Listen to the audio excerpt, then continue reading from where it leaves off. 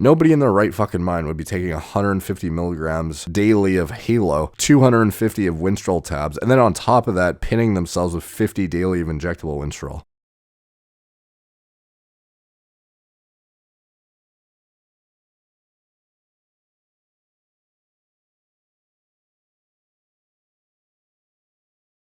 What's up, guys? Derek, moreplates.com. Today we're going to be reacting to the infamous Andreas Munzer death cycle. So if you look back at the cause of death and kind of look up a bit of the background behind the hospitalization, the eventual passing of Andreas Munzer, apparently he used a variety of ergogenic aids, obviously including large amounts of potassium-sparing diuretics. Obviously, seeing as he's one of the most shredded guys on stage of all time, if not the most, you can imagine that he pushed his body to the limit when it comes to electrolyte balance and probably, abusing diuretics, which I think would largely be what was responsible for that sudden disaster. However, obviously everything else he used has a cumulative effect as well. But purportedly after months of stomach pain, Munzer was admitted to the hospital on the morning of March 12th, 1996. By 7 p.m., doctors had decided to operate to stop bleeding from his stomach, but his liver and kidneys failed shortly afterwards. His condition by this point was too severe for a blood transfusion, and he died on the morning of March 14th.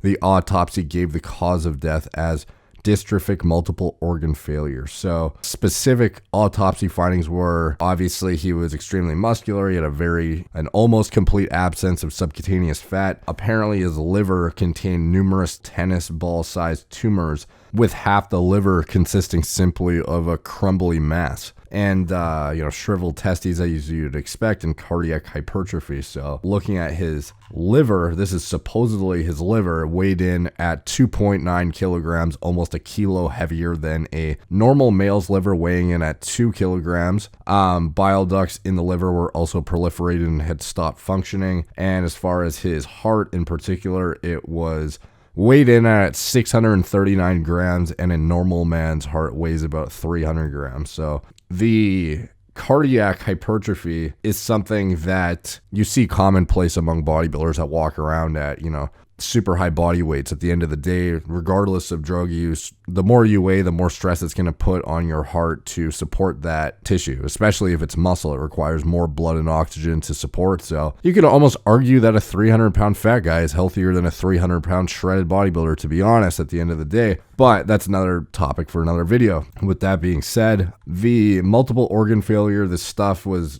purported to all be the result of this crazy death cycle that, I believe is largely just created out of thin air by some creative, not even creative, to be honest, because if you actually know anything about bodybuilding pharmacology, you would see how ridiculous the cycle layout is. But with that being said, I feel like this cycle is often used as a way to kind of justify exogenous hormone use and make it seem like, oh, this guy used this much stuff and it's just absolutely insane. So if you use, 1/10 of the stuff, which is, an actual heavy cycle still at that point, then you're probably fine, because this is representative of abuse and this is nowhere near what you're probably using. So I feel like the wrong message gets sent along with this, alleged death cycle, whereby it kind of makes people feel more comfortable and like they're safe with their, more moderate use. Oh, I only use a gram a week, so therefore I'm probably fine. Because look at Munzer. He's one of the most prominent deaths in bodybuilding, and it took him fucking 5+ grams to die, and plus all this, diuretic abuse and this and that, and not cycling off orals. And frankly, I don't think he used any of this shit that's laid out in the cycle. I'm just going to go through it with you guys first. So supposedly this is going up to his last show. Weeks 1 to 10, he used ephedrine, aspirin, clenbuterol, Valium, Captagon, which is an amphetamine type stimulant. I didn't know what it was either. And Cytomel. So if you Cytomel T3. So that stuff seems normal, I would say, with the exception of, I guess, Valium is kind of an odd thing to have in there, but aspirin keeps the blood thin, ephedrine for fat loss, clenbuterol for fat loss pre-contest, Cytomel keep your thyroid levels high as you diet down, perhaps, push to super physiological range for additional fat burning, which is probably what he did. Captagon, I guess, to make you, locked in and focused and productive, even when you're severely depleted, because this guy's walking around so lean year round. He's probably abusing amphetamines to stay, on point, be able to get to the gym with high quality workout intensity in the absence of sufficient calories, Valium, perhaps for, I don't know, getting to sleep. I don't really know. Now, weeks 1 to 5, the gear use in particular, 500 milligrams daily of test E. So we're looking at 3.5 grams per week of just test E, 152 milligrams daily of parabolin. So this is the pharmaceutical grade Negma parabolin from France that I've discussed in the past. Obviously, this, alleged cycle is assuming this guy's very well connected with some of these dosages and very wealthy with some of these dosages, which honestly, seeing Andreas Munzer's placings and everything, I don't think he would have even had the financial means to support these cycles, but getting on with it, that's so 152 milligrams daily, not weekly, of parabolin. So that's 2 of those parabolin amps per day. 150 milligrams of D-ball per day, which is absurd. 150 milligrams daily of halotestin, which is also fucking insane and absurd and completely unrealistic. 20 units daily of HGH. Back then, HGH was expensive. It's not like nowadays where there's, generics on the market that are actually formidable quality to pharma grade that cost, $2 to $3 per unit. The stuff back then was very expensive and you had to be very well connected to get it. And even if you did get it, you wouldn't be running fucking 20 IUs. There's no way he ran the entirety of this cycle. It claims he was using 20 to 24 IUs of GH per day, which is just fucking absurd. I don't even need to get into why that in itself completely discredits the cycle, in my opinion. Like, you would need to be spending thousands of dollars per month on GH to run this much. And I don't think anyone would have done that in the 90s. I think there's 20 units daily of insulin, which sounds a bit more realistic, but with that being said, insulin's dirt cheap, and that's like the only thing in the cycle that looks normal to me. Week 6 to 8, 300 milligrams daily of Masteron, so claiming 2.1 grams per week of Masteron. Parabolin dosage stayed the same. 250 milligrams of Winstrol tabs per day, insane. 50 milligrams of Winstrol injectable per day. So again, it's like some of the things in here just absolutely make zero sense. Even for the 90s guys where there wasn't a lot of science, it was kind of just like what you have access to, and like there's certain compounds you respond better to, and you hear through the grapevine what's good and what's not good, what has worse side effect profile and whatnot. Nobody in their right fucking mind would be taking 150 milligrams daily of Halo, pinning themselves with 50 daily of injectable Winstrol. And then, of course, 24 units daily of HGH, which is absurd and definitely not true. Weeks 9 to 10, 200 milligrams daily of Masteron. So for some reason, he decreased his Masteron dosage in the last 2 weeks, which doesn't make any sense. He increased his Winstrol inject and he doubled it to 100 milligrams daily. He increased his Halo supposedly to 200 per day. He increased his Winstrol oral to 400 per day, and then he stayed with his 24 units of HGH per day, even though he's known for being the driest guy on stage.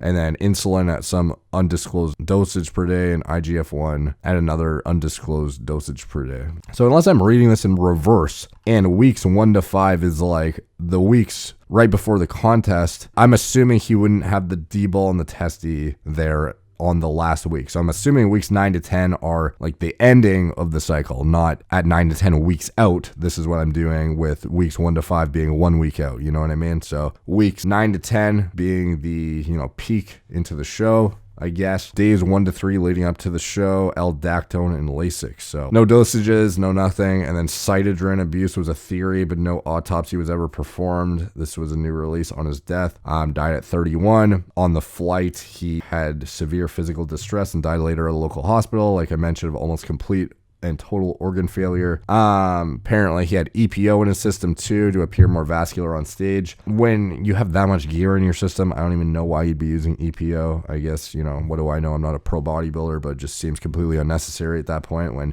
your red blood cell count's probably through the fucking roof already. So the thing is regardless of what caused this cycle is just completely so absurdly over the top that I think the wrong message gets spread when people see it. Like I mentioned, it's seen as, oh, this obscene, insane cycle that Munzer used, and this is why he looks so insane year round, and this is more indicative of what bodybuilders are actually doing. And if you don't use these kind of dosages, you won't be, a top pro, but you're still like gonna be healthy because you're not using absurdly, abusive dosages like Munzer. But the reality is there's health complications that can result from dosages 1/10 this much. There's guys who have health complications using fucking nothing. Like heart disease is like the leading cause of death in many countries in the Western civilization, and that's without gear at all. So just don't see something like this and just assume, oh yeah, my 1.5 grams is fine because somebody like fucking Munzer had a successful career through his 20s using dosages 100 times what I am, so I can obviously